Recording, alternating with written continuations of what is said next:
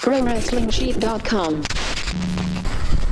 What's up, guys? Well, I did a little too early. What's up, guys? Ryan Satin here. We got a special guest in the house today, David Arquette.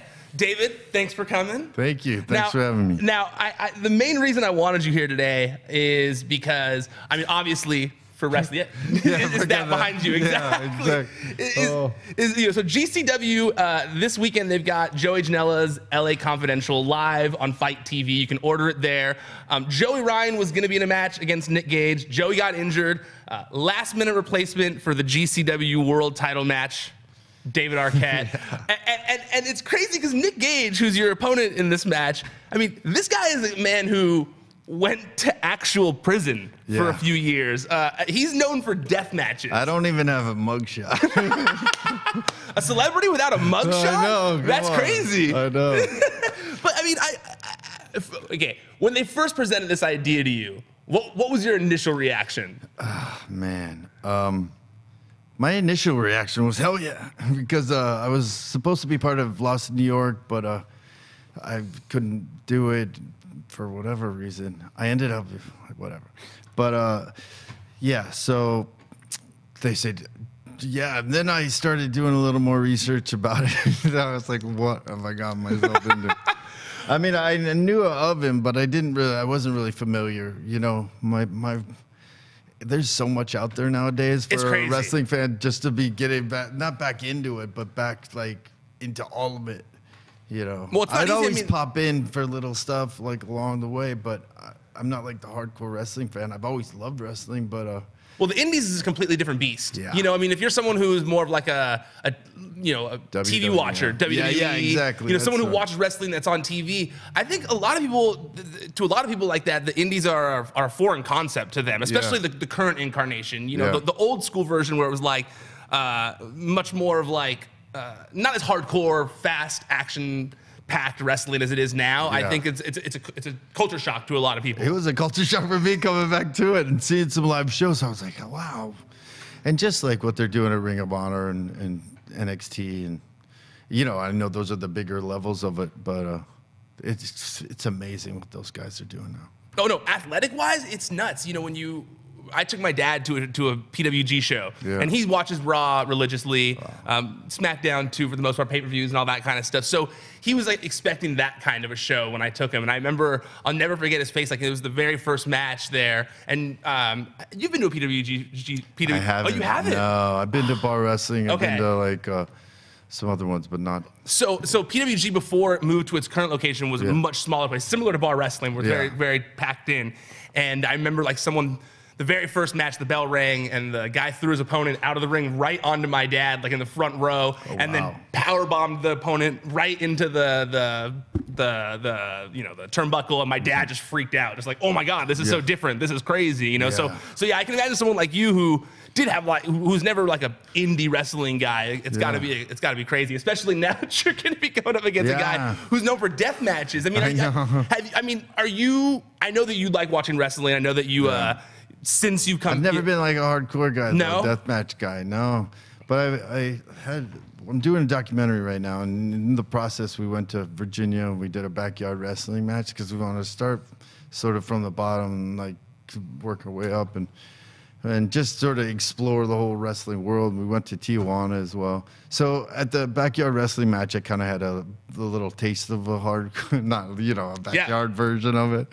It was like the barn backyard stuff. There was literally like dog shit on in the backyard that like had been then in the ring, and you hit down and like you're on broken glass and tacks, but you're like, that's shit. So it made it like even, like, oh, don't get that in the wound. That's not a Slurpee trick. That's that's actual shit that I'm smelling. Yeah, I know. That might happen in this match halfway through. I might shit my pants.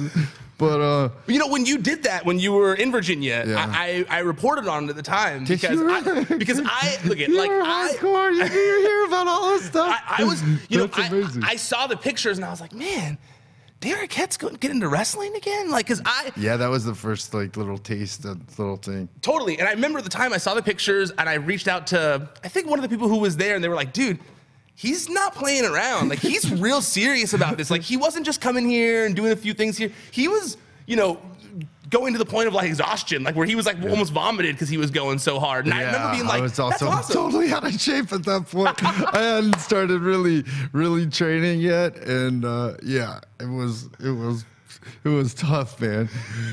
Those light bulbs are no joke, man. Especially when you got the fume of dog shit coming up in the air, you know? But the light bulbs, like the glass isn't so bad as the like dust that settles on you. That's like, you know, like fiberglass or something. It's just like in your skin for days. And like washing chunks of hair out and stuff. I've only been to one death match, and it was a small place, like probably the size of this, maybe smaller than this studio. And they were doing like the same thing, the light tubes and the glass, giant glass panel type stuff. And I remember the ring was, you know, that close to me, you know, like where the cameras are right there. And that glass was going everywhere to where I literally was watching the match like with my sweatshirt over my face because I was like, I don't want to get glass in my face. No, I know. I like start a movie right after this, so I'm like, God, is there a way to like protect my face? But if not, I mean, I play like a Marine, so just cosplay as like the Yeti, you know, and just wrap yourself up all in toilet paper so that you know, be like, oh no, I'm Arquette the Yeti, you know. No, I was thinking of like getting one of those basketball masks where they like the see-through, but like the one Cody Rhodes used to wear when he had his face protection thing. Yeah, exactly. But I was thinking, well, if you do that in a wrestling match, the whole goal would then be to take it off and smash your head through something. True. So, it would definitely, it's one of those things where it's like, if you know there's a weakness there, you're going to go for it. I feel like a guy like Nick Gage, he's going to see that and instantly it'll anger him more. I feel like at that point. And I've got some gear. I love like the gear of wrestling. And to me, it's like, because I'm like a freak about stuff like that. I grew up watching like Macho Man, and I was like, oh, that's how people are supposed to dress. And then, you know, I grow up and it's like, you can't really dress like that all the time. And I've been trying my whole life. So now finally I figured out you can do it in the ring. So I've got all this gear made, but it's got like dinosaurs on it. It's because the guy that I went over to his house, it's Juan Guerrero. He makes amazing boots. And I saw these dinosaurs, and I was like, what are these dinosaurs about? And he's like, I love dinosaurs. And I was like, I love dinosaurs too. And I was like, let's do a dinosaur-themed one. Why not? Like, I'm old. You know, that makes sense. Like, they're vicious. That is a good comparison there. Yeah, I like it. That's the tie-in, if it makes any sense at all. But then it's colorful too, and it's like crazy. But man, he made these boots that are badass. But I'm like, if I show up in a dinosaur outfit, like a colorful dinosaur outfit to a death match, I'm like, people are like, just kill him, get it over with, put him out of his misery. Yeah, I was talking to the GCW about this when I was just making sure I got all the plugs right and stuff, and they were like, dude, the GCW fans definitely want to see Nick Gage kill David Arquette. Yeah. So like, they do. Yeah, I feel like things like showing up in dinosaur attire definitely might amp him up a little more. But then, is that the good thing? I feel like it is. I think so. I want to see the dinosaur outfit, you know, especially if you win, because if you beat him in a dinosaur outfit, it only makes the win that much sweeter. Oh, yeah. I don't know. I mean, if there was betting on this, there's no chance I can win. There's just no. I mean. But yeah, I feel like that's a safe bet, but you know, you never say never in wrestling. But what should I do? I'm really conflicted. Like, I've got like leather pants, but it's gonna be like leather pants guy. No, I feel like you gotta go like old Terry Funk status or like Mick Foley or even just like jeans. I know, that's what. I know, it's so boring though. Yeah, my girlfriend, when I made my girlfriend watch wrestling with me, anytime she sees a wrestler in jeans, she hates him. She's just like, that's the laziest thing ever. You get to wear cool outfits in wrestling. Why would you just go with jeans? Exactly. I'm sort of like from that place. So I think you either go full out, like dinosaur costume, or I don't know. Jeans just don't excite me. Have you cargo pants? I'm trying to think of like, okay, as a Ready to Rumble fan. Yeah. Big Ready to Rumble fan. Oh. Like, what if you went, have you done the cop outfit yet? Do we? At one of the shows? Or like the cop attire from the end of the movie?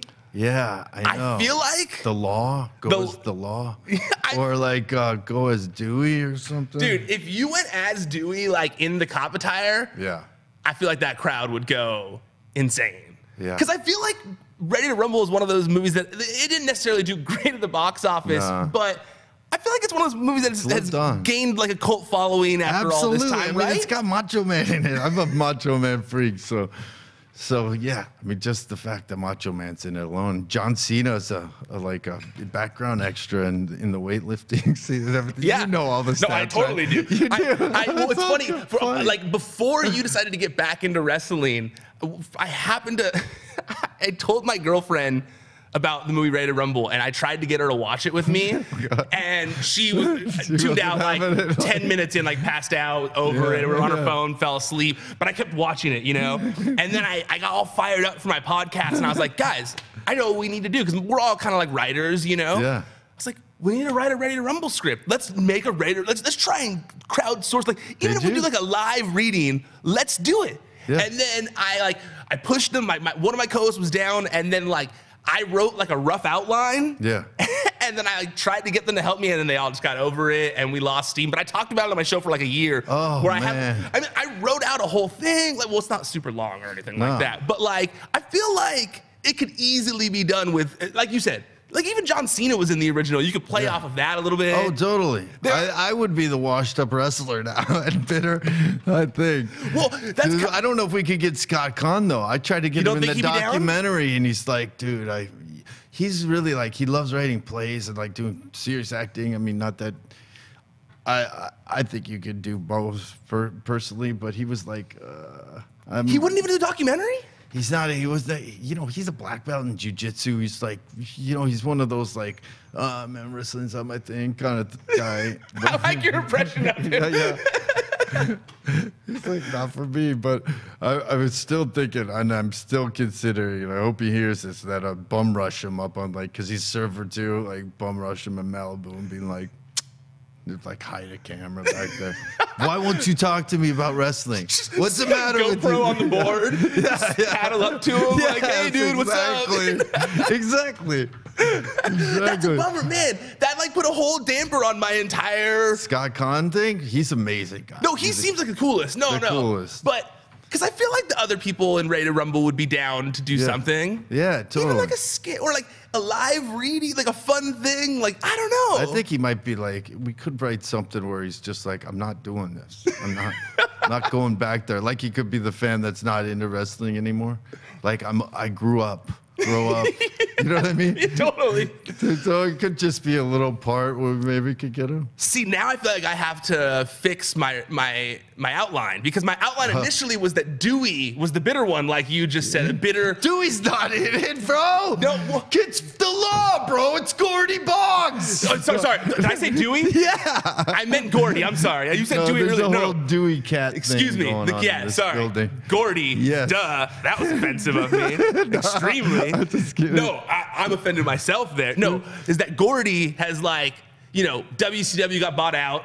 Yeah. So he eventually left the biz. Yeah. You know, went to the Force, became jaded on the wrestling business, and then it's kind of like a fun story of having to like bring him back into loving wrestling again. That was the kind of thing I was going for, but I feel like now we got to do that with Scott. I feel like we could use this match as like. You know, it all went well until that death match. It was great until the death match just ruined it. Yeah, it was good that he had to do the independent circuit and then that death match. How is the documentary going? It's good, man. Yeah, it's interesting. It's for people at Riot, RYOT. They're really amazing, like filmmaking company. They do a lot of documentaries about like the Ebola breakout and stuff like that. And then we're like, and wrestling. Yeah. You know? So it's going well. I mean, we're trying to figure out this last match for the documentary. Like what's going to kind of like the cap of the whole thing, kind of? Yeah, it's just sort of a journey. You want to tell a story, and it's sort of the unofficial Ready to Rumble too. Like that's why I wanted Scott in it. Just to be like, because DDP did it, and we went and practiced DDP yoga at a retreat of his, which was amazing. That's got to be so cool for you as a wrestling fan. Yeah, totally. And he's just such a mentor in general and just telling me amazing stuff, like just little pointers. But he had no faith whatsoever in this return to wrestling. He's like, bro, what are you doing? I mean, that has to be the reaction you get from most everyone, people, right? Yes, especially like in Hollywood, my agent, my wife, she's like, okay. But yeah, I don't know. Do you think it's actually keeping me out of trouble? It's just the craziest thing. And you've been having fun while doing it. Yeah, totally. But you need something to like, because I'm just like, I don't know if I'm adrenaline junkie or not really adrenaline junkie because I don't like snowboard or any of that stuff. But I like excitement and I like having a good time and I like all that stuff. But, getting in shape, figuring out. And I know it's, there's a party element. There can be a party element to wrestling. But if you don't do that and you make it, like, you're training for,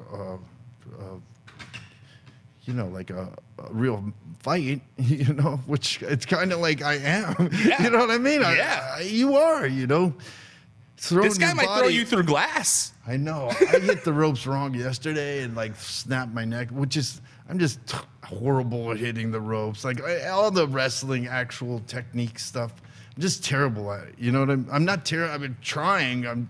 But it takes years. You know what I mean? Of course. And I'm just trying to slow down in a match. And I'm just trying to connect with the audience now. And I'm just trying to like remember everything I'm supposed to do or my motivation, like all this kind of stuff. And, well, it's so different than acting. Keep my breath. Yeah. Because I mean, it's different, because you're living in the moment, and like it's just much more physical than acting, and so that's always the part of wrestling that impresses me the most is the remembering the spots, the wrestlers remembering the spots that they have worked out like a few hours before, and like that's always impressive to me. I'm like, man, that's like a 30 minutes worth of stuff that they've memorized, A lot of times, like, actors, like, unless it's a play, you're not memorizing, like, 30 minutes worth of, like, continuous content like that, right? Yeah, but I did a play, Sherlock Holmes, where I had to memorize an hour and a half of dialogue in English, English accent. I think it's part of the reason why I also kind of came back, to be honest with you. I had a totally, like, soul-crushing experience on that, and, like, freaked out right before in like dress rehearsals, and I was like, I can't do this. So it's a little bit of confronting like stage fright in a way, but then it's a totally different level. I've learned so much about this world now, and I'm like, it's just, you open your eyes to it so much, and then you start, it's such a wild, crazy business, because you have to,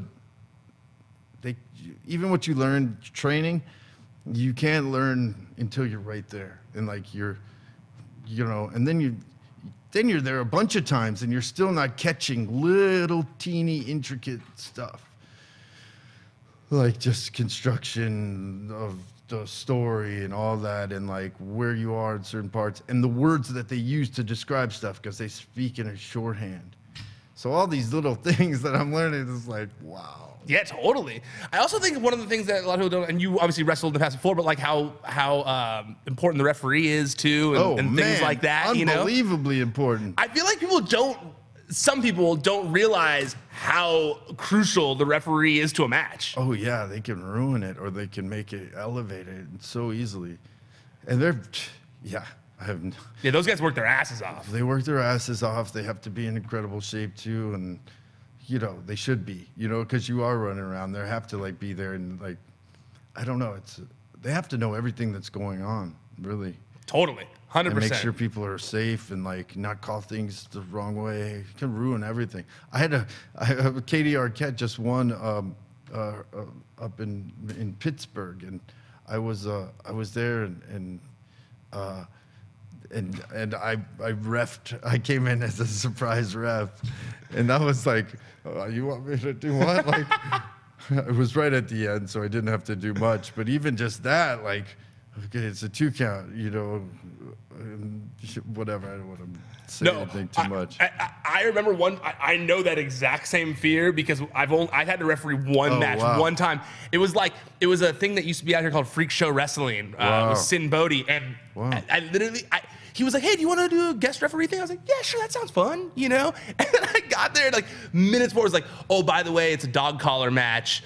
So you don't really have to do much, just stand there and don't get in their way. So I was like, because you don't really like, it was this whole thing. Where to stand. What do I do? And I was literally just dodging them the whole time. Like, there's not really like a whole, it wasn't the normal kind of referee, and I wasn't supposed to like say, like, it was no DQ, so it wasn't like telling them to stop doing things. So it was literally just me trying to dodge them the whole time. And I broke a sweat doing that. So completely. And the nerves of it. I don't know. There's so much nerves you have to get over. Then you have to have confidence. Yep. And then you have to not rush. The time thing is really an interesting aspect to this. Yeah, and it's so I'll do crucial. something like, you know, I'm sneak across the ring and I'm supposed to be all like behind the ref's back. And for me, it's like, you know, film acting's different than TV acting. It's different than stage acting. Totally. They all have these different degrees of where you act bigger or smaller, and you have to try to like figure out how to balance that, or if it's a comedy or if it's a drama. Like, you have to know how to, you know, and I've been acting for a while, so then... Yeah, there's a science to it for sure when you've been acting as long as you have for sure, yeah. And then so you're like, in this, I was like, oh... And you have to do it real big, and I did it real big. And then I look back on it from the camera angle that, you know, Powerbomb has, and I'm like, what? You can barely see. Like, it's not reading at all, even from a camera that's there.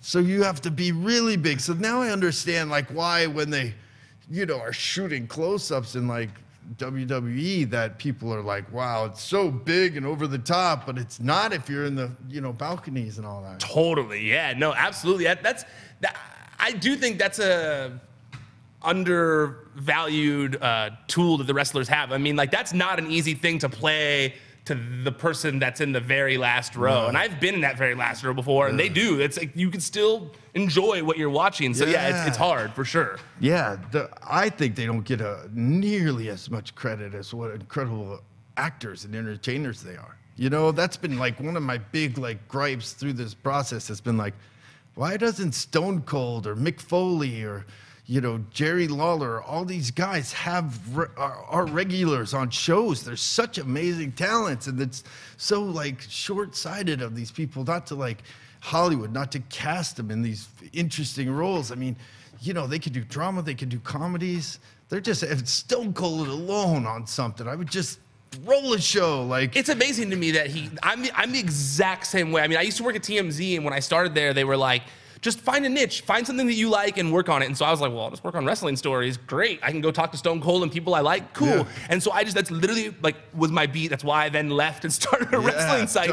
But like, you know, I was the same way, where I was always like, why is like mainstream entertainment not treating wrestlers like the celebrities they are? These people have like millions of followers that are on television shows that are more popular than half these reality stars that are treated like A-list stars. And I'm like, what? I don't get it. I don't either. I so don't get it.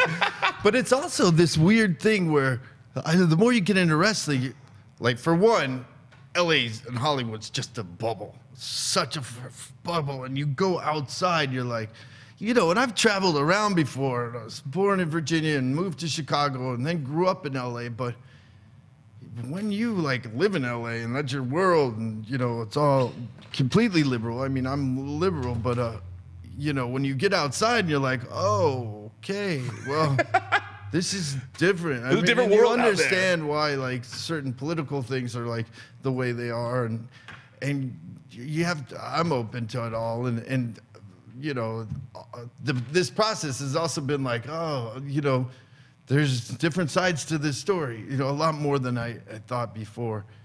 And just like, even then, but then getting into wrestling, you like go backstage and it's, you know, it's pretty close to a beauty pageant. I mean, people shave themselves and, you know, it's a beauty pageant with like, it's a celebration in masculinity. Yeah. You know what I mean? It's like a male beauty pageant or like a bodybuilding show or something. Totally. You know? And it's like, but then there's these levels of toughness and there's a bully element too. There's a big time bully element, which it's like, and they like, I was slamming down and like, I broke 3 ribs and I didn't know it for a long time, and I was like, oh, this is really hard. It's really hard for me to take bumps right now. And I felt like such a pussy. And then like certain things, like an open hand slap, and they're like, oh, that sucks. You know, oh, you get an open hand slap, that sucks.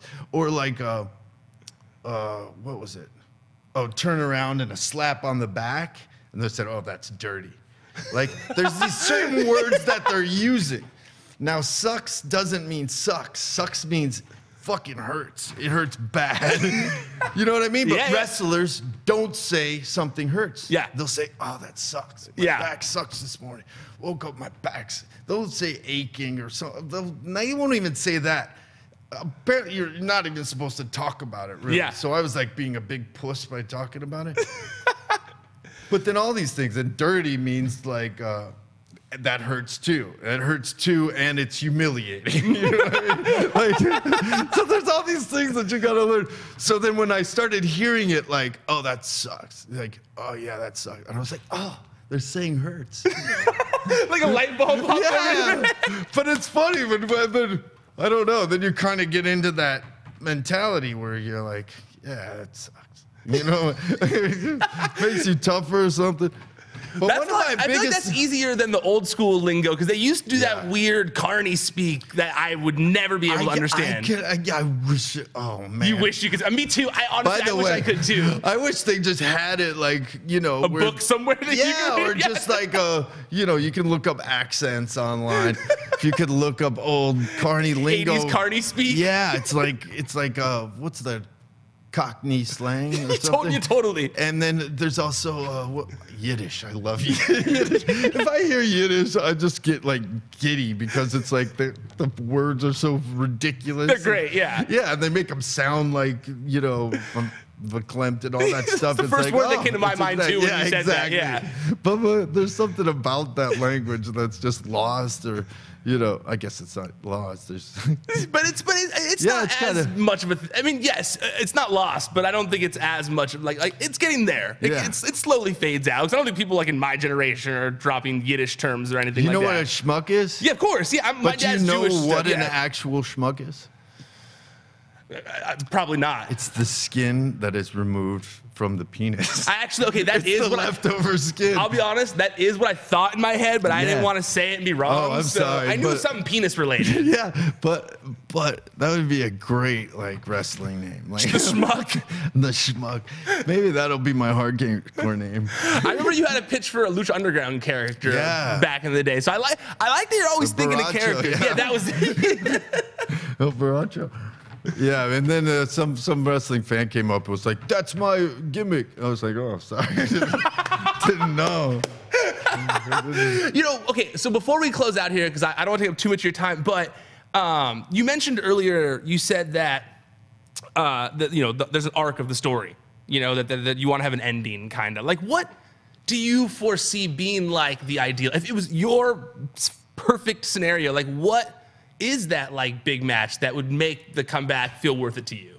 Well, the whole thing's about getting respect, because despite even what like wrestling fans are, I'm not a puss. You know what I mean? And it's kind of like infuriated me that I've been like that, you know, that little bitch. You know what I mean? Like, you know, for years they've just been like, I don't know. Even when it happened, I just. You know what? You know, I don't know. I hope to show people I'm not a puss after this show, but I don't. You know, it just really like. I think after that, they won't take you as a puss. Yeah, so that's part of it. You know what I mean? Totally. The other thing's respect and sort of righting the wrong. So, you know, I've been talking and thinking about like, and I mentioned it on some stuff about fighting Cody because his dad had the belt.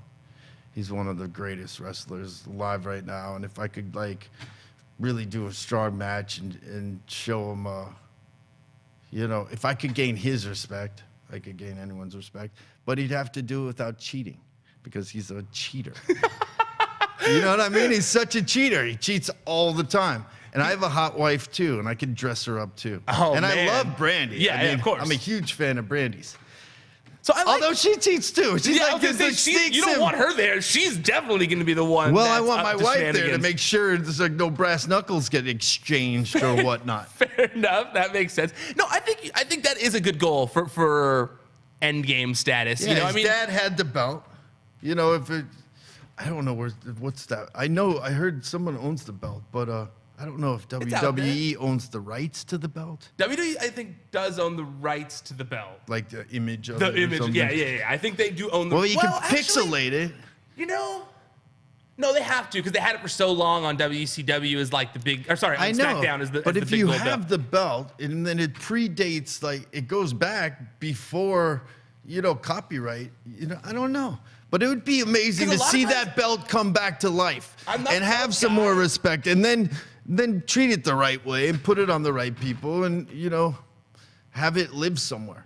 I Yeah. love what they're doing with 10 pounds of gold at NWA. Yeah. So it's sort of like, and I'm not a fan of all the WWE belts looking the same.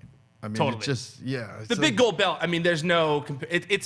That and the winged eagle are the two most the iconic. winged eagle. Yeah, I mean, you can't I beat mean, those where two. is the winged eagle? The don't same even guy know. owns the winged eagle. That Does he owns, own both those belts? Yeah, he owns all those. That guy's hardcore. Yeah, he is. Dude, those belt guys they're no joke. No, they're not. They do not mess around. Yeah, it's still got Ric Flair's because I think he was the last one that had it, which Yeah. is good. Do you own any belts? You ever bought one I of those got my belt. Oh yeah, well that makes sense. I got the replica of Yeah. it that Goldberg sent me, and I popped his name off. I had a plate made with my own. Oh, I love that. That's great. But I also have this little plastic belt that I had when I was at WCW, and I was running around getting all the guys to sign a toy one. So it's got Canyon right on where the name should be. That's pretty cool that you did that while you were there. Yeah, Canyon was the coolest. He taught me a lot. I'll be honest with you, because I've always been a fan. Like I know that people have always talked shit on you winning the title and stuff, but I've always felt I'm happy to see that you come back because Thanks, I've man. always felt like he's one of us. Like Yeah. we should be accepting of one of us. Like he came in, like you've said so many times, like I didn't book it, like I didn't want it, like I just did what I was told to do because I was promoting a movie, like But I also wanted to go on the journey, so I have to take responsibility as far as that goes. Because I was like, well, you could do this, and then you could travel with us for 2 weeks, and I was like, that's kind of really what I wanted That's to awesome. do. Yeah, Yeah. I got to travel with these guys and see this world and be a part of it. But But the I whole don't- experience, I was like, keep them away, like don't like. really they had A you like little in bit. weird, like not in the main Yeah. locker room type stuff. Yeah, well, pretty much. Yeah. Interesting. Yeah. They had me. Yeah, the people were pissed. Yeah, no, And totally. understandable. Well, but also at the same time, though, like you say that, yes, but But for the workers that have been there for a long time, Yes. that deserve a shot. But like I'm- Booker T wasn't even a champ yet. You know what I don't mean? I don't think it was the workers who always held Yeah, who yeah. who talked shit on you being there. It was usually the fans who did it for the most part. Yeah. So then the Well, workers who were there. There's a lot of wrestlers who were pissed. Well, the guys who Like were the there Steiner in brothers who were like, just like, Did they- don't even like. It's like the I don't know. It's like I would have. I don't know. That's if getting murdered by the Steiner brothers. But it's like something that happens, or the guy in the office that you just don't want to see or deal with. Who you're like, oh, I can't believe this guy's like, got a higher position than me at this office or whatever it is.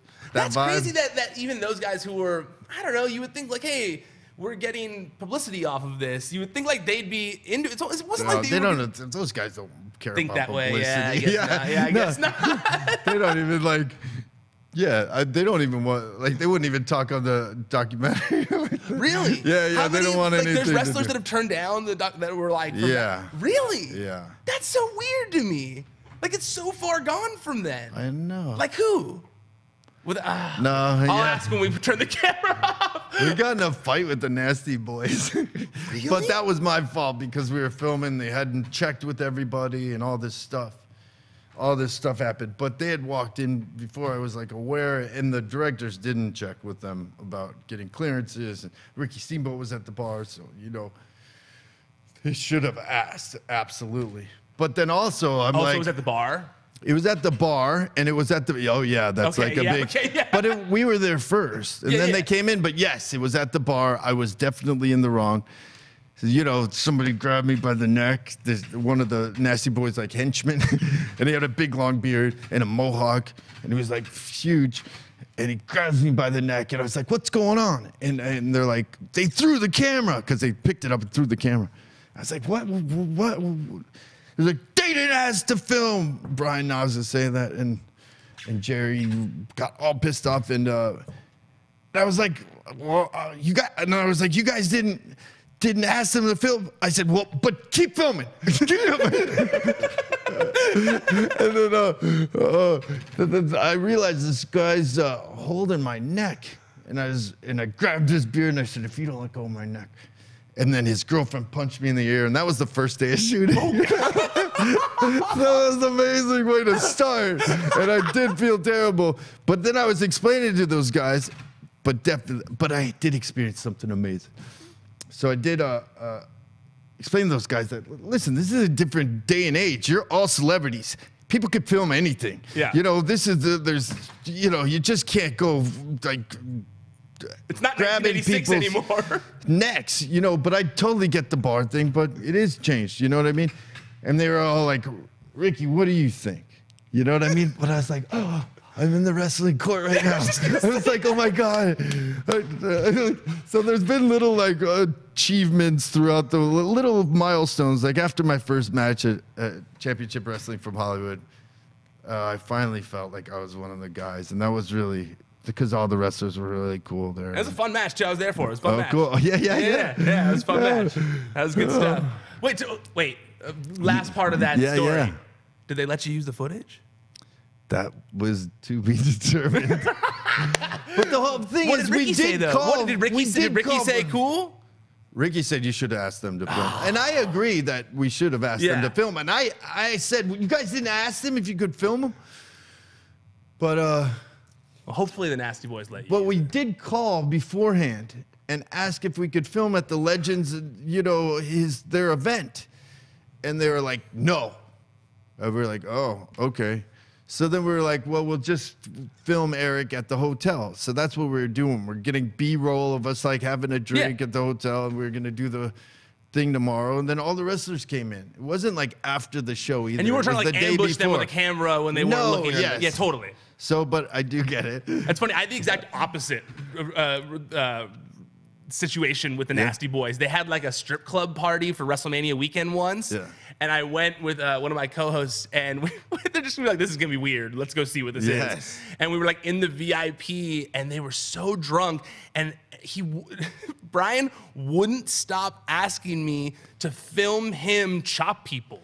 So it was literally like, he'd be like, "Hey, no, come over here. Now film me chop this guy." And I'd be like, "Okay." And I'd like film it, and then I'd go back to like drinking at the strip club. Like, "Okay, now come over here. Now film me do this guy." He literally asked me to film him in this strip club about like 10 times. Like, Can I use that footage for my You can totally use that footage. Like, that is awesome. I posted something on the site about it because I was like, I have to post this, and it's one of my favorite stories I ever did on the site. So cool. It literally just this like weird night that I had with the Nasty Boys. I love it. I gotta find the picture because I'm pretty sure the main image is the two of us. It was like him chopping people in the video. Oh my gosh, that's amazing.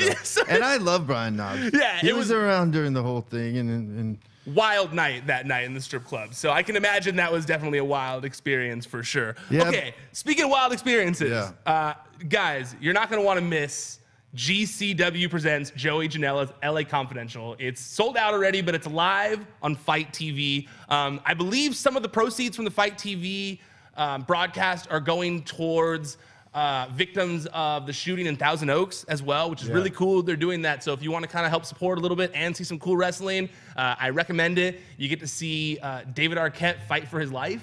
Get to see my blood in person. Unless you wear the mask, and then maybe you'll stop yourself from it. Yeah, you can wear the mask. I'm not afraid of that guy either. And where can people follow you just so they can see everything else you're doing in the world of wrestling and acting? At David Arquette. There you go. Stuff. And get better, Joey Janela. Yes, absolutely. Get better, Joey. Okay, that's it. We're done. Officially tapping out for now. Until next time, stay out of the dirt and keep your eye on the sheet. ProWrestlingSheet.com.